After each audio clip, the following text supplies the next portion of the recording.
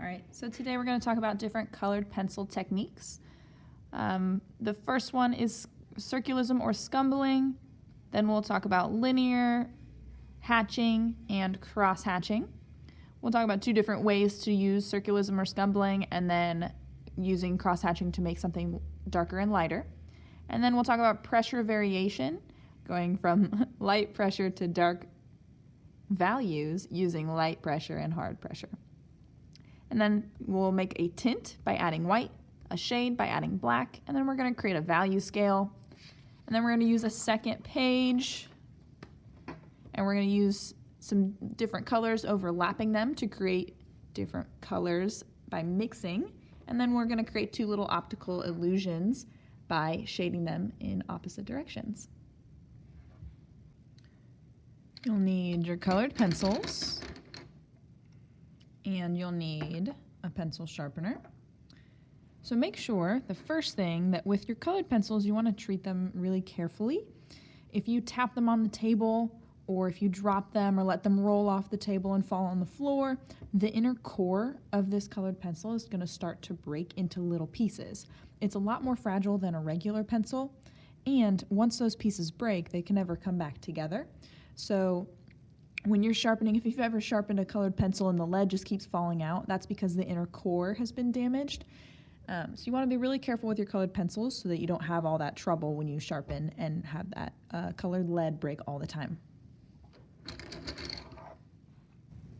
You'll also need a pencil just to draw out the different shapes that we're going to be working within. You can use really any pencil, HB or a 2H pencil. I would recommend a lighter pencil than a darker pencil.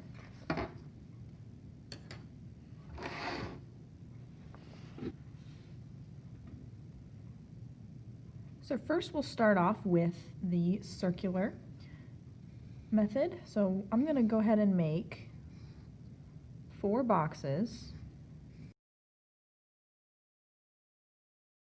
So I'll go ahead and label this one circular. And you can pick any color that you want of your colored pencils. And as you can tell by the name, and remember, so we've done this with pencil. We called it circularism. So I'm going to go ahead and change that real quick, just so we can kind of keep the same vocabulary throughout. And then we also called this scumbling, so you can call them either name.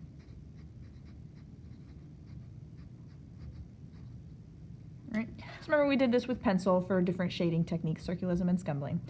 All right. So you're going to create kind of like little circles. And this, if you keep your pressure really light, is actually a really good way to get a smooth, flat color. So I'm keeping my pressure pretty light, and I'm laying my pencil pretty flat.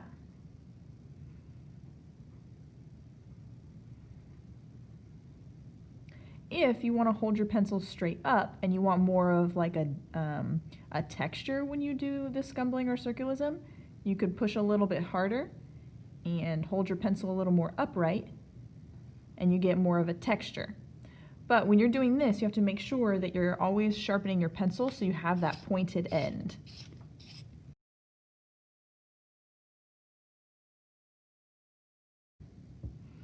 So you can test out either way.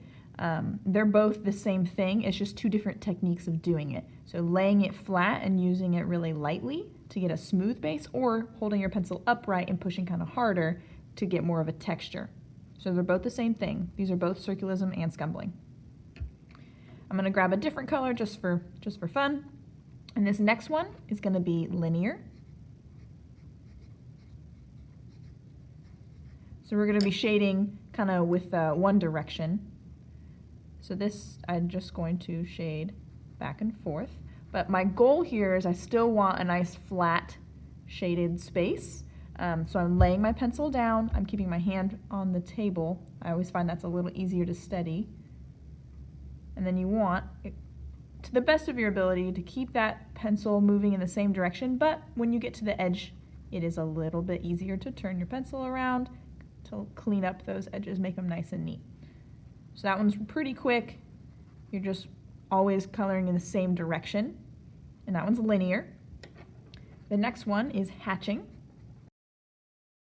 A lot of these are similar to the techniques we did for the regular pencil.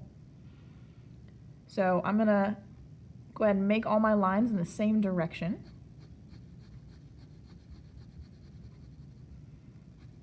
And then keep layering that. Now you always want to make sure that your pencil is sharpened when you're trying to get something to have texture, because right now my pencil's getting a little bit dull. My lines aren't as thin anymore, they're starting to get wider. I'm going to keep layering this in. So to kind of show you more of the effect of this one, I'm actually going to grab a second color and start layering on top.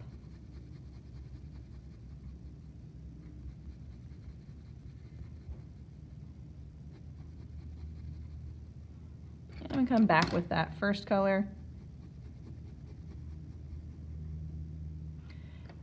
And now the next one we'll do is cross hatching. Again, always make sure that your pencil is sharp. And remember the same idea with the regular pencil. When you cross hatch, when you have closer lines, it's going to look darker, but if you spread your lines out, it's going to look a little bit lighter. So I'll go ahead and do this part dark and this part light. And remember, you're making the crisscross lines. I'm going to pick up another color.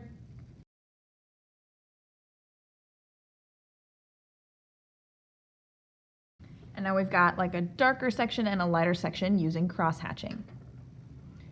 Now the next section we're going to talk about is how to make a colored pencil lighter or darker. So with my regular pencil, I'm going to go ahead and make a box. Just a nice little rectangle right here.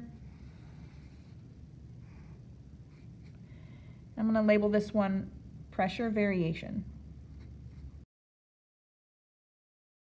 Over here, it's going to be the lightest. And over here, it's going to be the darkest. So when you get to the darkest, you can also call this technique burnishing. It's when you build up a lot of really hard layers and it actually becomes a smooth, solid surface. So I'm going to put in parentheses burnishing. I'm going to go ahead and use my orange. Oh, first I got to divide these into 5 sections. So we've got 5 boxes. So you want to have different pressure for the different values of the colored pencil. So I'm going to color as lightly as I possibly can to color in this first one. This next one I'm going to color a little bit darker. And you're going to keep adding more and more pressure, so pushing down on the paper a little bit harder every time. And you can always go back and add a couple more layers or push a little bit harder if you feel like the difference wasn't very noticeable.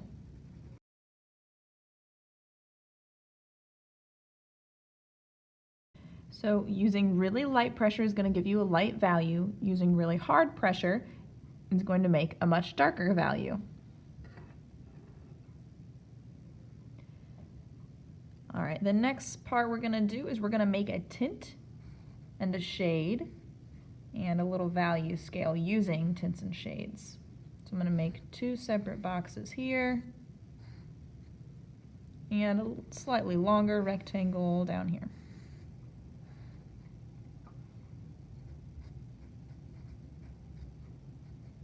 So a tint is when you add white, and then a shade is when you add black. Over here we're going to make a value scale using tints and shades. So first I'm going to lightly color in this square. You want to make sure it's light because the only way you can really blend colors together is using light pressure and overlapping them. If you push really hard and you burnish the surface, other colors aren't really going to be able to mix well with that. Colored pencils kind of have a little bit of wax in them, so once you create that burnished surface, the other colors aren't going to stick anymore. It kind of repels the other colors. So really light pressure with that color there. And I'm going to take my white colored pencil and I'm going to color on top of that. You won't see a ton of difference because I kind of used a lighter color, and white isn't going to give you much to notice anyways. But what it will give you is more of a smoother surface. Smoother than if you were to just leave it kind of like this, where you're keeping it kind of light, or here.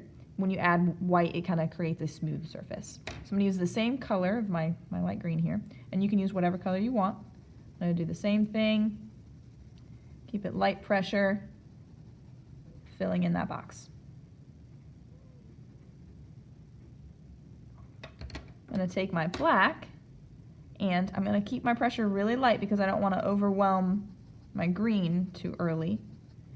I'm going to put light pressure all over that surface. I'm actually going to take my green again and go back over it again. This is going to help the two colors really blend together. Just kind of going back and forth until there's a nice, solid, smooth blend. The more layers you add on top of each other, the closer and closer you're going to get to that burnished stage. And you will notice at some point when you try to keep adding more and more layers, it just won't blend anymore. But at that point, you've created a burnished surface and it's all complete.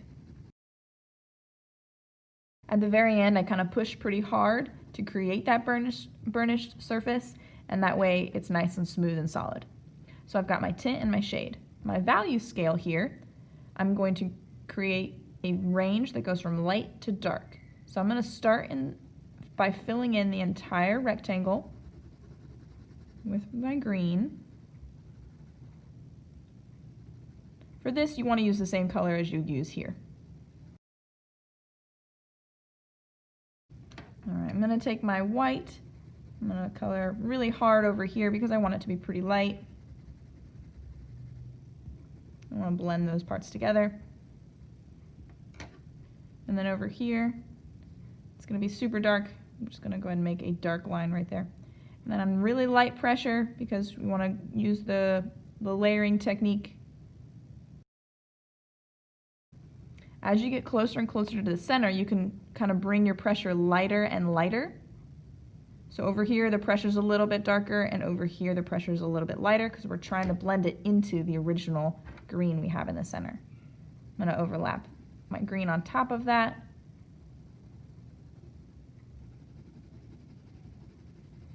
And then in the center, I'm going to add more layers of the green so I can get closer and closer to that kind of true full color green in the center. And I can kind of see my lines of my black, so I'm going to go in with the opposite direction. So my lines were going this way.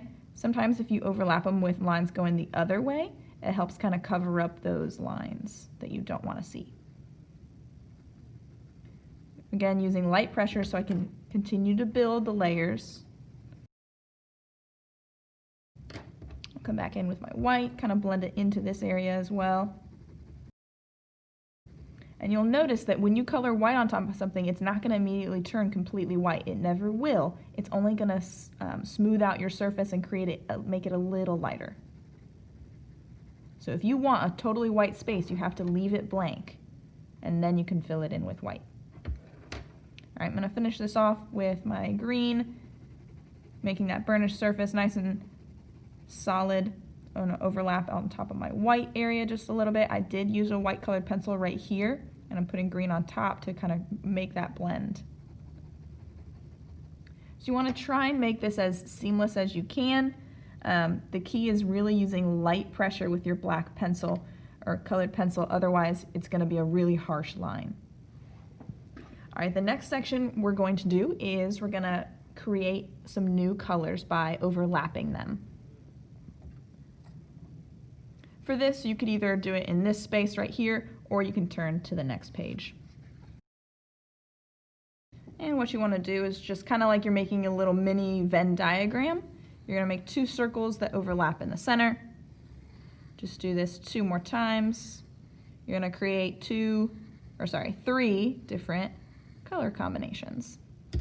And go ahead and pick any 2 colored pencils and kind of just experiment different color blendings. So you want to make sure you color in the whole circle when you do this, because overlapping different colors is what's going to give you a new color. So I'll go ahead and see what orange does. And remember, you want to keep that pressure light. If you want it to look more solid, you can go back in and add more lighter layers on top, but you don't want to push really hard or else it won't blend in the middle. I know I'm saying that a lot, but I really want you to remember that.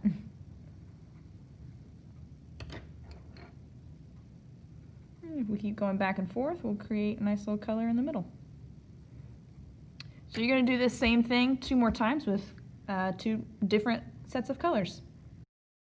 And you can use whatever colors you want. You do not have to do the same thing as me. In fact, it would be more fun to choose something different. And notice how I'm laying my pencil pretty flat. Again, you want to lay your pencil flat if you want a smooth surface. If you want there to be noticeable lines and texture, then you hold your pencil up. But if you want nice and smooth, you lay your pencil down. And again, if you're starting to notice that you're having a hard time coloring, always make sure your colored pencil is sharp.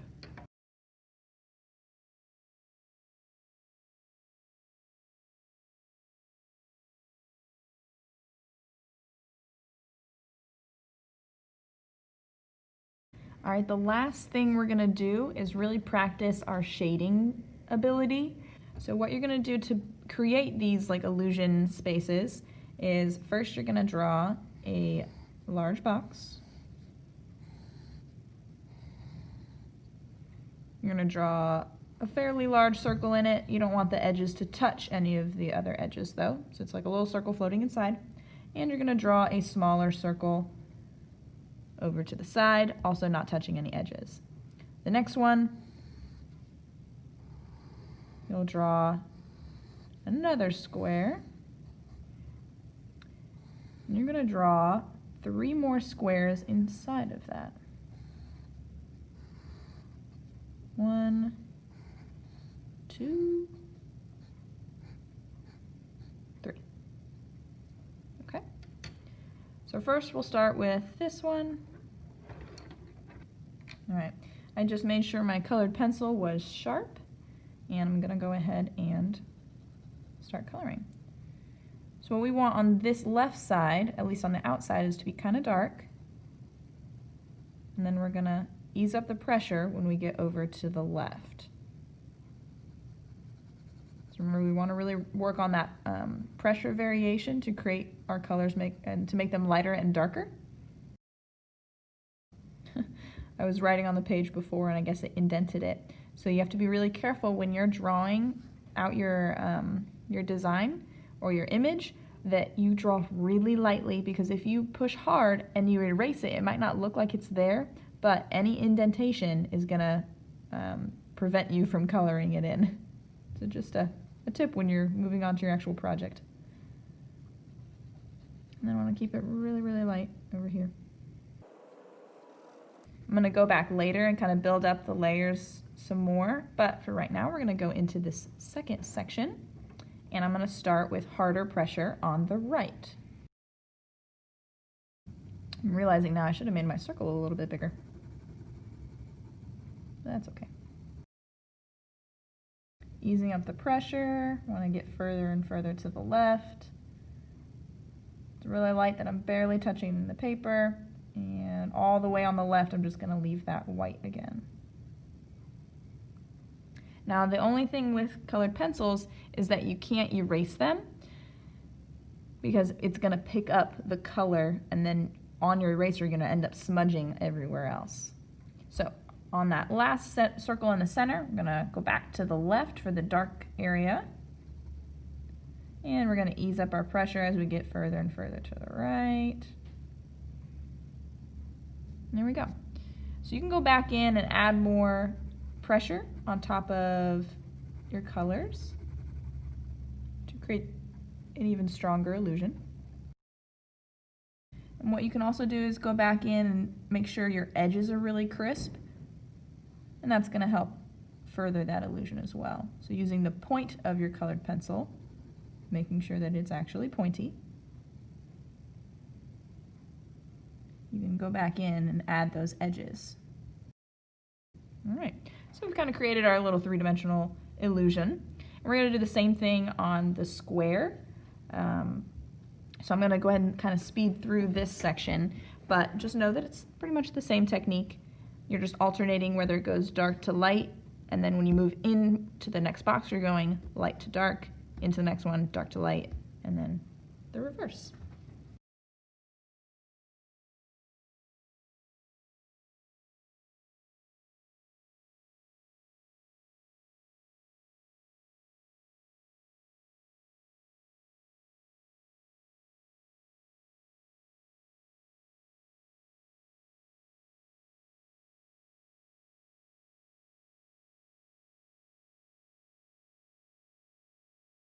All right, there you go. So now we have our two little illusion, three-dimensional shading practices.